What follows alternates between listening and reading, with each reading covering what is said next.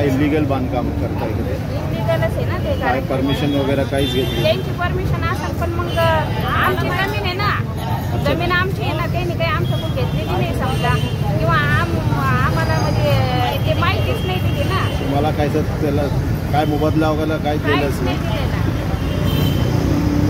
आता काय म्हणणं आहे तुमचं?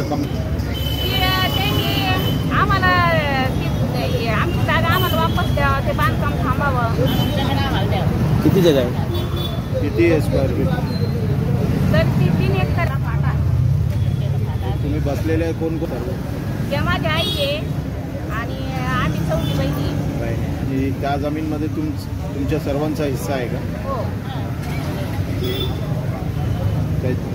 जमीनची आमच्या आजोबाची आहे. आमच्या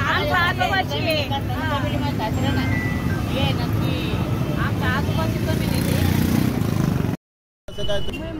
माझ्या सासऱ्याची जमीन आहे. माझ्या सासऱ्यानं कसताना कमी ती मुसलमानाला ते बटाईन दिली ती वाटतं ती. मग ते ना त्याचं महबूब खान आहे, काही दुसरं आहे.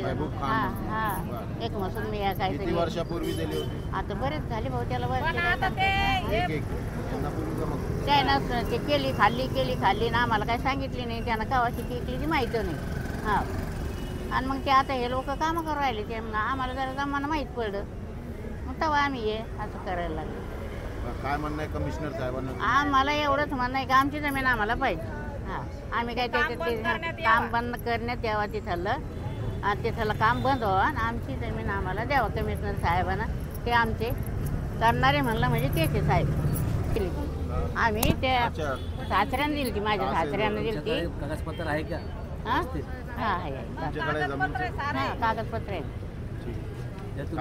माझ्या सासऱ्याचं नाव हे, माझं नाव झुंबरबाई गोपीनाथ कोरके.